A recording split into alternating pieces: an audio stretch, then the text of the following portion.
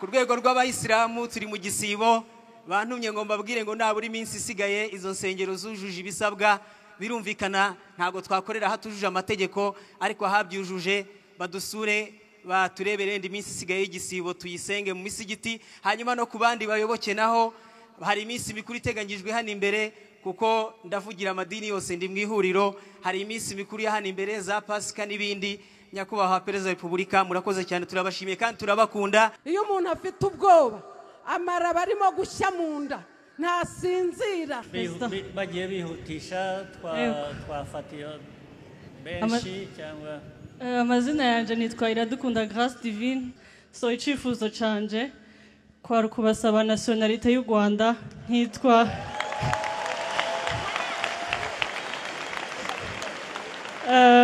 nanje nkitwa umwana w'umunyarwandakazi nkibera uwanyu murakoze nukuri tugomba kumenya ko ubumwe umutekano w'abanyarwanda ni inkingi ya mwamba igomba kuduhuza nyakubahwa Perezida wa Repubulika ndangiza navuga ngo urubyiruko rwacu ariko Rwanda rw'ejo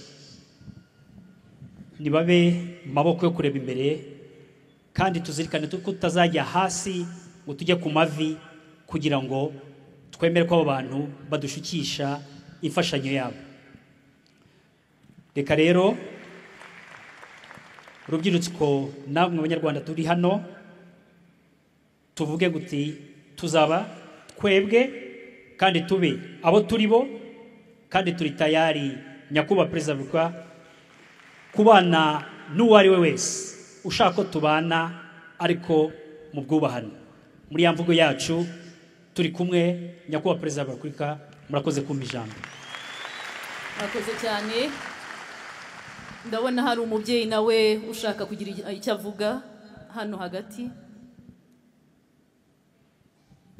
nyakubahwa Perezida wa Repubulika nitwa Bamuzinire Adera nkaba mpagurukijwe no kugira ngo mbashimire nk'umunyarwandakazi wabaye muri iki gihugu igihe cya jenoside nakivukiyemo kandi ngikuriramo ndabashimira nyakubahwa Perezida wa Repubulika ubuhanga ubutwari n'ubwenge mwahagarikanye iki gihugu jenoside yakorewe abatutsi kandi ibyo ntaho byagiye muracyabifite ndabishimira Imana ko tukigufite nyakubahwa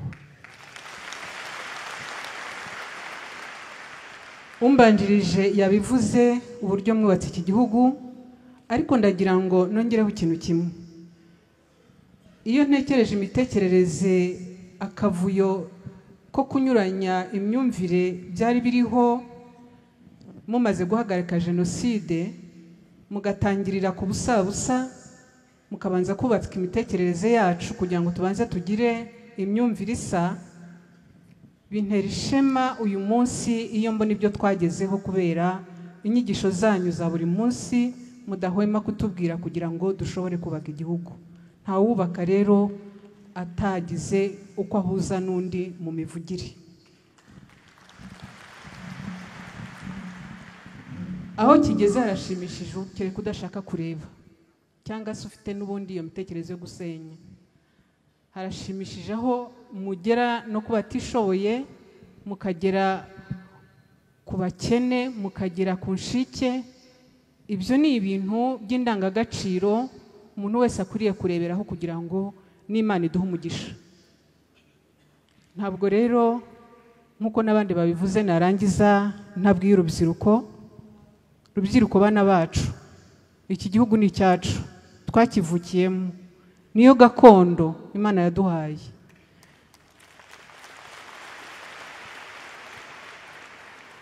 nitutagisigasira ngo twumvire uwo Imana yaduhaye ngo atuyobore Imana izatubaza izo nshingano kandi kubisubiza nimutabigenza neza ngo mutunge imitima y'ubwenge tuzabura icyo tuyibwira ubwo aho tuzajya murahumva namwe rero ntago nakomeza kwizimba ariko ubutumwa mbahaye bukomeye nubwo kudasubira muri kakajagari n'ubu turimo twumva bamaze no kutubwira, tukagira imyumvire imwe, tugakomeza kubaka igihugu gifite amahoro arambye, mukagiteganyiriza abana banyu igihe kizaza kirekire. Murakoze, Imana ibagirire neza. Murakoze cyane. Niba hari undi ufite igitekerezo, ikibazo, inyunganizi, ndabona hejuru ab'inyuma batagira ngo nabirengagije. Mu 108 afite mikrofone, mwadufasha.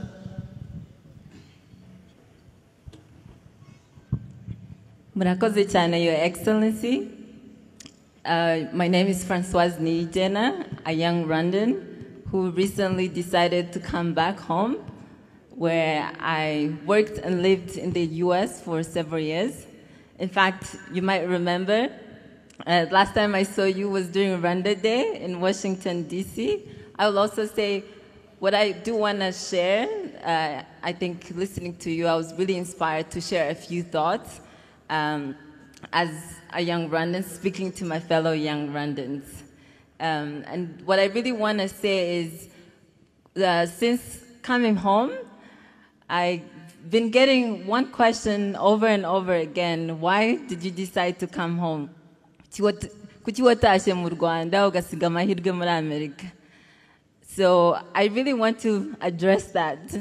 And there are two key reasons that I want to share. I hope you'll allow me like 2 minutes, if that's okay. The first is that it's my story, a story of access to opportunity that I could never have dreamed of, even in my wildest dreams. Navukiye mu Ngororero, aho benshi bazi nka Kibirira, mbura ababyeyi banjye nkiri bato, nderwa n'umukecuru wanjye n'abandi bavandimwe n'abagira neza bandi. But despite growing up in extreme poverty, that did not stop me from having access to opportunities. It did not stop me from ranking top in the country, becoming Hubito Icheza through the Imbuto Foundation program. Thank you, thank you. And after that, being selected into the prestigious Bridge to Rwanda program that some of you know of. Going from there to getting a full scholarship into the US, into a top university in the US, getting to work at Harvard University, and even getting admitted into Harvard and other Ivy Leagues for my master's program. So I say this not to brag, but to speak to the kind of opportunities that many young people in this country have had access to, thanks to your leadership that has allowed us to have access to opportunities, not because of our age, or gender, where we come from, or the different identities. And so young people, as you look around, for example, the different ministers that you see, so many young ministers. And so for me, when I see these young ministers, see what the country has trusted many young people to do, I am inspired, and that's why I decided to come home. Thank you. Now, the second reason that I'll walk through very quickly is our visionary leadership. Many of you know Vision 2020, Vision 2020. Nagendaga mu cyaro nkabona akabotike Vision 2020 nyirakana gato. And now we're living in this dream that seemed like crazy. So as we look to Vision 2050, and let me just briefly paint a picture for you. Ejo bundi 2023 naratashye nza mu Rwanda, so to give my family a holiday, mbavana mu Ngororero, nkodesha imodoka, nkodesha inzu nziza Nyarutarama, nice view. Nuko one of the days I took my grandma for a walk around Kigali Heights Convention Center. Turazenguruka buhoro buhoro, tugeze around Convention Center, butangira kwira amatara araka. My grandma ahita avuga ngo ngo u Rwanda rwabaye ijuru.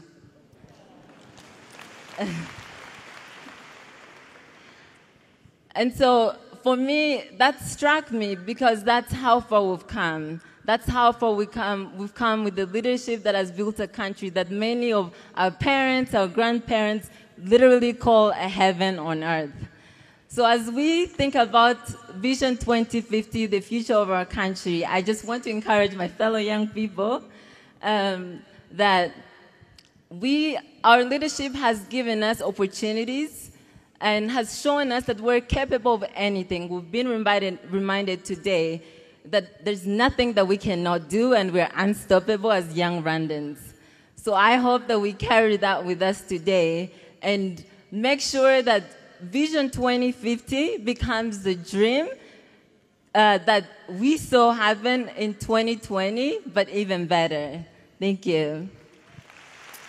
Murakoze cyane ku buhamya dusangije ndetse no gutera ishyaka abandi bakiri bato kureba ayo mahirwe u Rwanda ruha abakiri bato, wanakarutse kubyerekeranye n'abayobozi bakiri bato, abaminisitiri bakiri bato, yuko iki ni igihugu giha abakiri bato amahirwe kandi nahacu kugira ngo tuzakigeze kure kurushaho, heza kurushaho. Urakoze cyane. Twakwakira uwanyuma, twareba no muri biriya bice abicaye hano hasi, hari aho imbere aho twigeze tureba.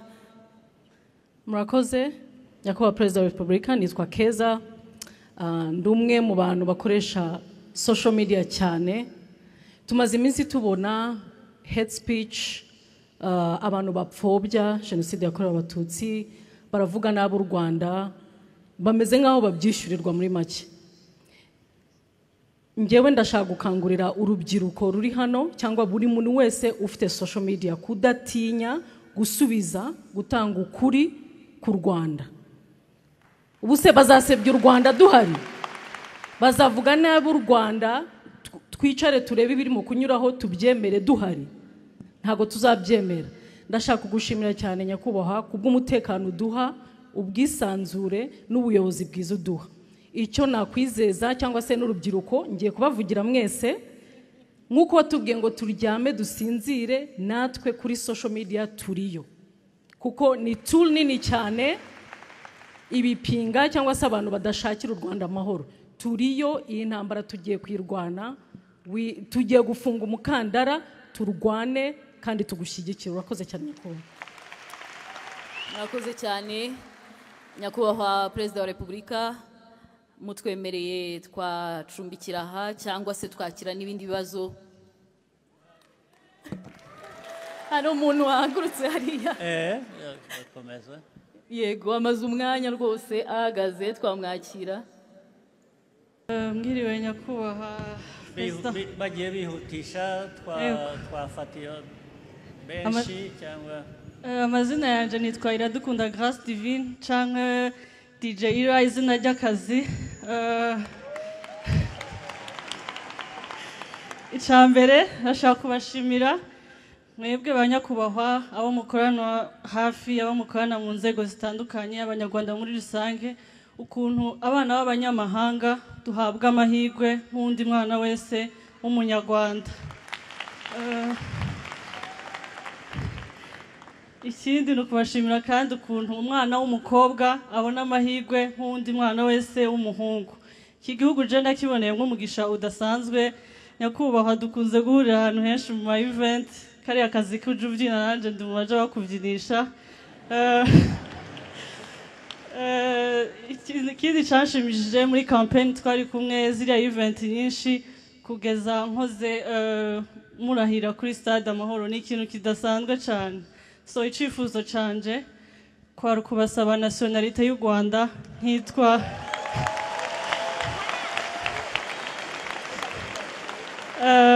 nanje nkitwa umwana w'umunyarwandakazi, nkibera uwanyu. Murakoze.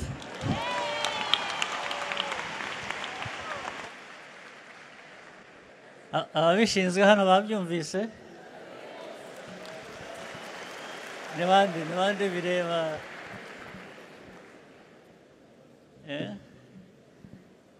In principle ndabikwemereye, ahasigaye bikurikiranye.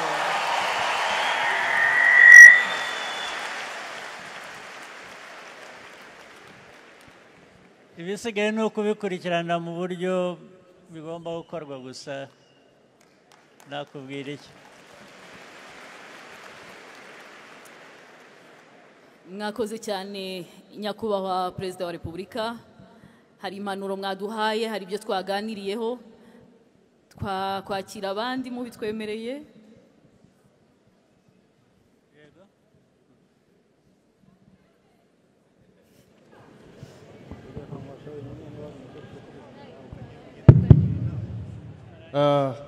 Murakoze Perezida wa Repubulika.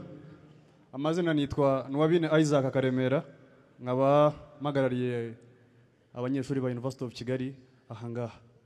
Murakoze kubw'umwanya mu maye nanjye kugira ngo mbashimire. I just want to thank you very much.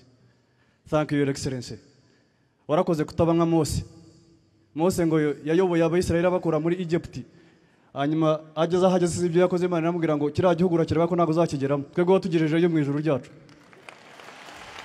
Thank you very much. Ndashaka kubwira urubyiruko rugenzi banyu ruri hano kubisabira akantu. This is our home. This is our home. Nimwe mwenshi muri hano. Ku bandi bari hanze y'igihugu cyacu biraborohera cyane kuvuga uko bashaka no gukora ibyo bashaka. Ariko kuri twebwe it is our right and it is our responsibility to defend our country. In whichever way. Sinzi impamvu muterwa isoni cyangwa se muterwa ishimwaro no guhagarara ku gihugu cyanyu no kukirwanirira. Sinzi impamvu. Naga ibirenge byanyu bikora hasi murareba hanze sinzi aho mureba. Let's fight for our country. Mane bahereza umugisha. Murakoze cyane kandi ikigaragara ubutumwa bwumvikanye Nyakubahwa Perezida wa Repubulika twagarukiriza ahangaha.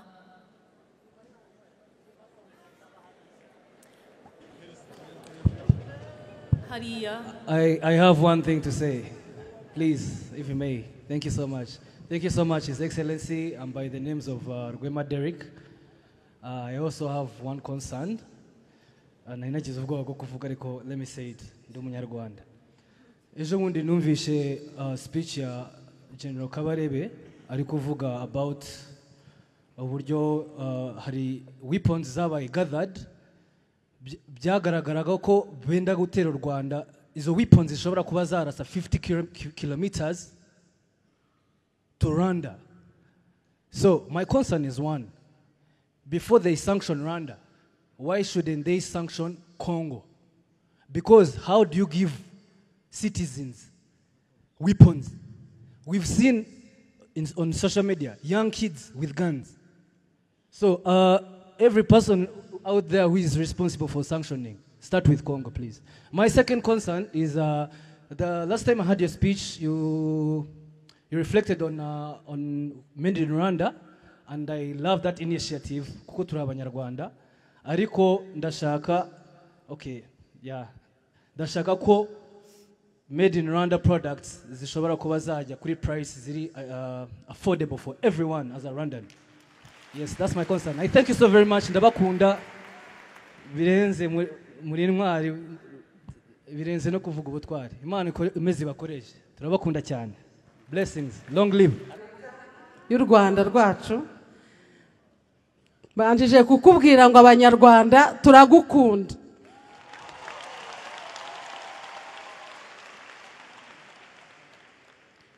No ku ruhare rwanjye ngewe uhagaze imbere yawe ndagukunda.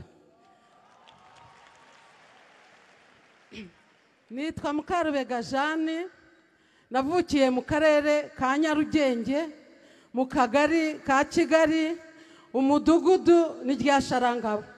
Nshakira muri Gasabo, nshakira hano Nyarutarama, ariko umunaje ari Kimihurura. Rero Perezida wa Repubulika, ndagira ngo nkumenyeshe ngo kuva muri 59 nari umwana nari mfite imyaka 4, nkura mbona ababyeyi, nkura mbona abavandimwe, mbona abaturanyi, nta muntu wari ufite umutima muzima. Twahoranaga ubwoba, ntitwasinziraga, ntabwo twagiraga peti nubwo tutagiraga ibyo kurya, ariko nta na peti twagiraga. Iyo umuntu afite ubwoba amara barimo gushya mu nda, ntasinzira, nta kimunezeza, ntiyambara ngo aberwe, ntiyahinga ngo abone umubyizi, ntiyacuruza ngo yunguke, ntiyabyara ngo arerere igihugu. Mpagaze hano gusangira ngo ngushimire. nyakubahwa perezida wa repubulika wakoze ngewe amenye ubwenge nasanze ingoma ya Kayibanda asimburwa na Habyarimana abo narababonye wakoze ibyo batakoze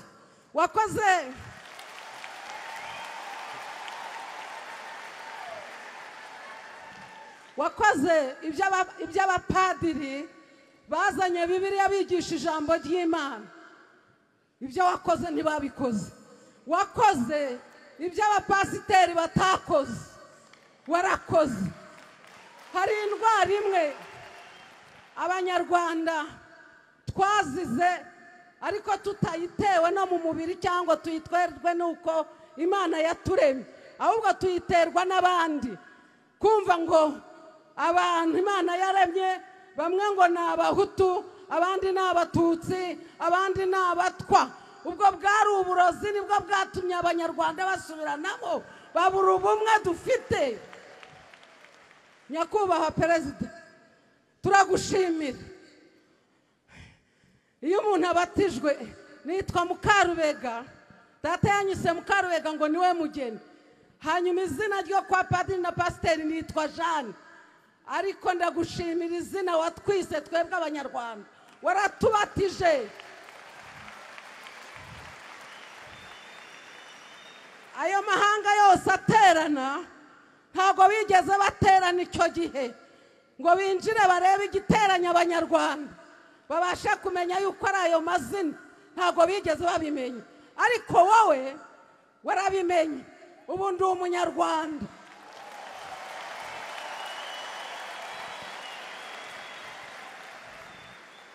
ababyeyi iyo tugenda turi abanyarwanda abana iyo bari mu ishuri ni abanyarwanda nyakubahwa perezida navuga byinshi ariko reka mbwire n'abanyarwanda bose turi kumwe ibyo nitegereje ngewe maze kugira imyaka 70 namwe muzitegereze rubyiruko mbivuze kugira ngo n'urubyiruko rubyumve ntago mwaje mugahandura imvunja ntizari zaratuzengereje ntabwo mwaje mugasanga abantu barara mu birere ntimwadukuye mu birere se mukaturyamisha kuri za matora perezida turagukunda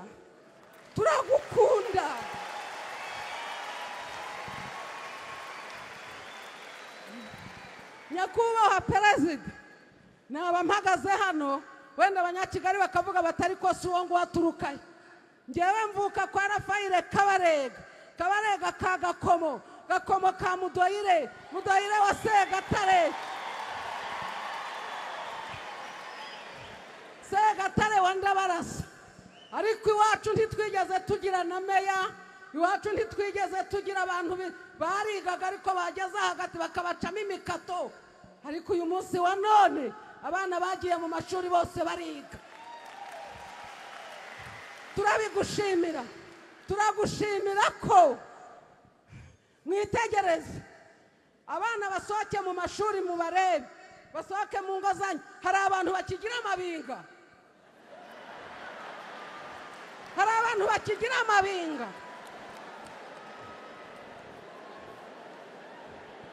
perezida mumbabarire nimbwire perezida uzabwire abo ngabo babivuga bazaza hano mu Rwanda baturebe twicaye hano ukatunyanyagizamo ijisho niwakwerekana umuhutu niwakwerekana umututsi n'umutwa nuko twese dukaraba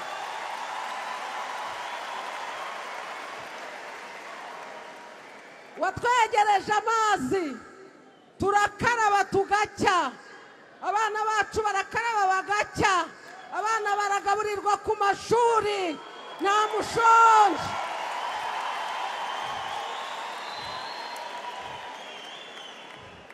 perezida wababwiye bakazaza hano mu Rwanda tugaterana ukabicaza hariya tukababwira ibiturimo twebwe biba ku mitima yacu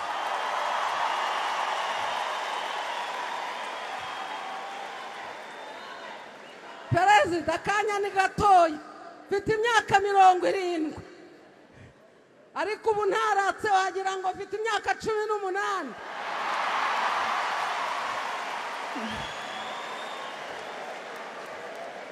murakoze niyo cyane amahoro waduhaye humura ntabwo inzara izatwica humura ndaguhumurije waratwigishije ubundi se abantu biga mwiga imyaka ingahera hari universite n'amashuri abanza ni 12 bakubitaho n'andi wenda b'imyaka 18 imyaka 30 uratwigishije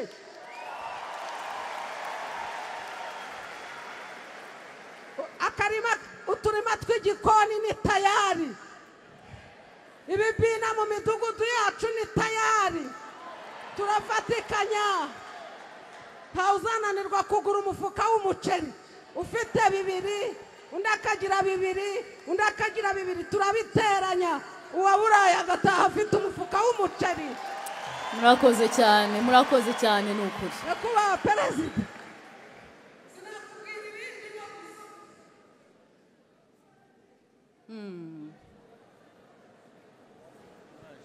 murakoze cyane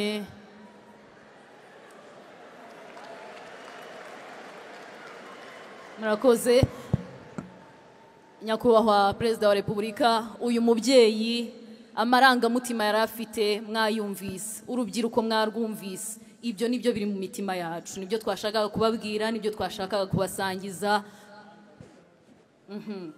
ngo abandi babiri aha hari umubyeyi wagumye ahaguruka kuva kare nyabuna reka tumwumve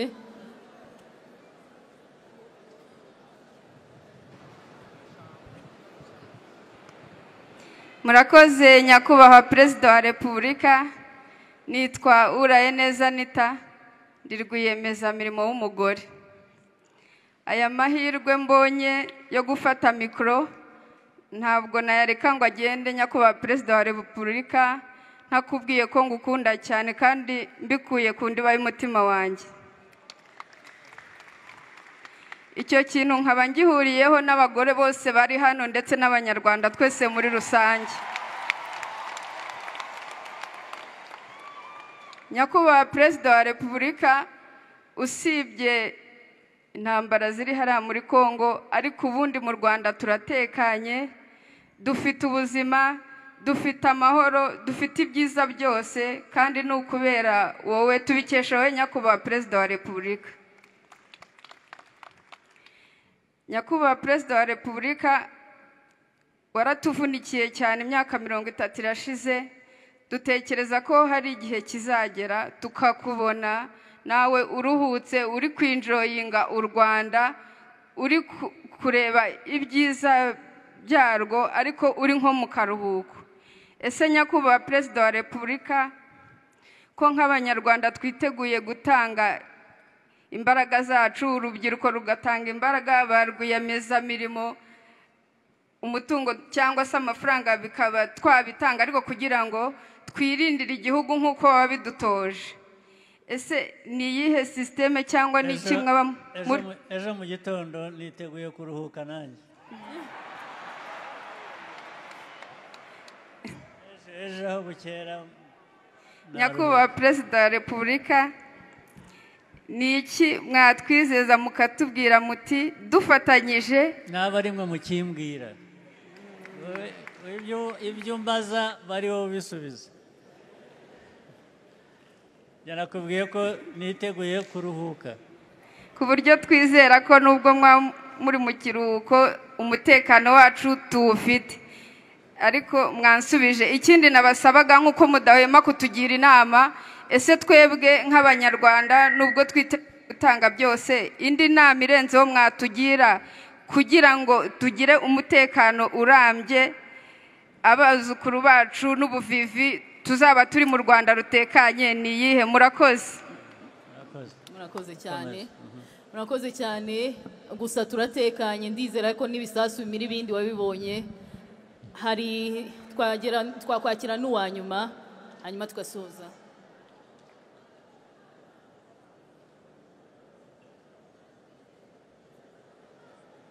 murakoze nyakubahwa perezida wa repubulika amazina yanjye nitwa Shesi Ndayigaya Musa ndi mufti w'u Rwanda mpagarariye abayisilamu bose bo mu Rwanda ariko nk'abandi na visi perezida wa kabiri w'ihuriro ry'amadini n'amatorero na Kiliziya Gatolika. Mu mbaga rero yabo duhagarariye muri abo bemera mu myemerere itandukanye, turabashimira cyane. Ni byinshi byo gushima ariko bitatu by'ingenzi kubera umwanya muto. Nyakubahwa Perezida wa Repubulika, turashimira ubumwe bw'Abanyarwanda. Ni ikintu gikomeye cyane nyuma y'ibihe bikomeye bya Jenoside yakorewe Abatutsi muri Mata 1994. Ubu nyuma y'uko ubumwe bw'Abanyarwanda bwari bwasenyutse, ariko nyuma y'urugamba mwayoboye rwo kubohora igihugu mwe n'abari babafashije, Nyakubahwa Perezida wa Repubulika, ubu bumwe nta kindi twabugurana. Ni nayo mpamvu twiteguye gukomeza kubuharanira no kuburwanira no kubwitangira, kandi tukaba twiteguye gufatanya namwe mu kurwanya bariya bose bashaka kutugarura muri ayo mateka y'amakimbirane no gucamo kabiri Abanyarwanda. Icya kabiri, Nyakubahwa Perezida wa Repubulika, mwaduhaye igihugu gifite agaciro, cyagize agaciro mu ruhando rw'amahanga. Nkuko tubizi, iwanya bari iwanyu, niho hantu honyine winjira utavuze iminsi uzahamara batakubajije icyo uje gukora. Murabizi mwese inshuti duteraniye hano, abagiye mu mahanga mujya mwumva abategetsi bagenda bahinduka bavuga ngo tugiye kubasubiza iwanyu. Ariko iwanyu nubwo wajya guhaha, niho hantu honyine iyo tugarutse tugeze ku kibuga cy'indege cyangwa umupaka uwo ari wo wose w'ubutaka n'amazi, bandikaho ngo ni umuturage ugarutse iwabo. Bivuga ngo ntawe ukubaza iminsi, ntawe ukubaza icyo uje gukora n'iminsi uzahamara. Ariko handi nk'uko mubizi viza barazitubaza, zashira bakatwirukana. Icya gatatu Nyakubahwa twashimira ni umutekano. Hano twumvise ba rwiyemezamirimo, natwe abanyamadini turahari kugira ngo dusenge, kugira ngo dukore nuko dufite umutekano. Turawubakesha Nyakubahwa n'ingabo z'igihugu na polisi n'abandi bashinzwe umutekano. Tunashimira, tunasabira. Nagira ngo mbibutse ko nk'umuntu uhagarariye idini, intumwa y'Imana Aburahamu ageze aho yatuje umuryango we, yabasabiye mbere na mbere amahoro n'umutekano, asabira igihugu cye. Hanyuma akurikizaho gusaba ubukungu n'iterambere. Impamvu yabanje amahoro nuko mu mahoro nibwo ubukungu buboneka, kuko barakora bagashora imari, kandi mu mahoro nibwo abantu baryoherwa n'ibyo babonye muri bwa bukungu, kuko n'ubundi bitunze nta mutekano ntabwo byakuryohera. Nyakubahwa Perezida wa Repubulika, turabashyigikiye kandi ingamba mufite zo kurinda igihugu cyacu no kurinda umutekano turazishyigikiye. Nsoza Nyakubahwa Perezida wa Repubulika, nagira ngo mbagezeho ubutumwa bw'abayoboke b'ayo madini yacu. Turabashimira ku bugenzuzi bwakozwe kandi bugamije inyungu z'Abanyarwanda mu nsengero n'imisigiti. Twagira ngo tubabwire yuko ku nama inzego zatugejejeho twagerageje gukora ibishoboka. Hari insengero, hari imisigiti zimaze kuzuza ibisabwa. Twagira ngo tubasabe babandi bazagaruke kudusura vuba, dore Nyakubahwa hari n'iminsi mikuru. Ku rwego rw'Abayisilamu turi mu gisibo, bantumye ngo mbabwire ngo naburi iminsi isigaye izo nsengero zujuje ibisabwa. Birumvikana ntago twakorera hatujuje amategeko, ariko ahabyujuje badusure baturebere indi minsi isigaye y'igisibo tuyisenge mu misigiti. Hanyuma no ku bandi bayoboke naho hari iminsi mikuru iteganyijwe hano imbere, kuko ndavugira amadini yose ndi mu ihuriro. Hari iminsi mikuru ya hano imbere za Pasika n'ibindi. Nyakubahwa Perezida wa Repubulika, murakoze cyane, turabashimiye kandi turabakunda, duhora tubasabira ibyiza. Murakoze.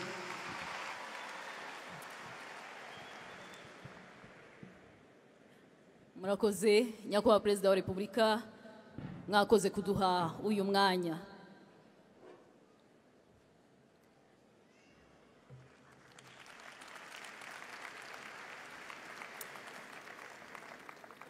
Nyakubahwa Perezida wa Repubulika, turabashimira cyane umwanya mwaduhaye. Turabashimira cyane ko mwaturinze kongera gusubira mu icuraburindi. Hari umugani bajya baca mu Kinyarwanda ngo uhagarikiwe n'ingwe aravoma, ariko ngira ngo turaza kuhindura tujye tuvuga ngo urinzwe n'intare araryama agasinzira kandi akabaho. mwarakoze rero kuhatubera turi kumwe cyane muri byose ariko murabizi buri gihe akenshi iyo muje muri iyi nyubako tujya tubabona mu bitaramo turabikunda cyane gutarama iyo muhari n'ubu nimwahagera ngo tubure kurya show nk'uko abanyakigali bajya babyita njya mbona binashobera aba contre succès bakavuga batse ko twumva ibiturika hirya ariko i Kigali ngaya magare ngibyo ibitaramo n'ubu reka twitaramire Butera Knowless na King James umwanya n'uwanyu muze mudufashe gutarama hamwe na perezida wacu dukunda.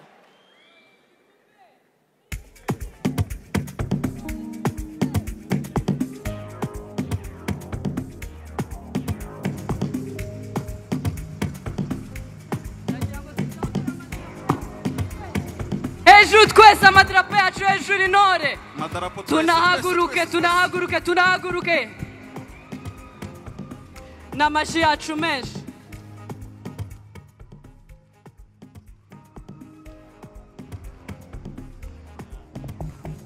Rwanda itajengwana na vijana sisi wenyewe Rwanda itajengwana na vijana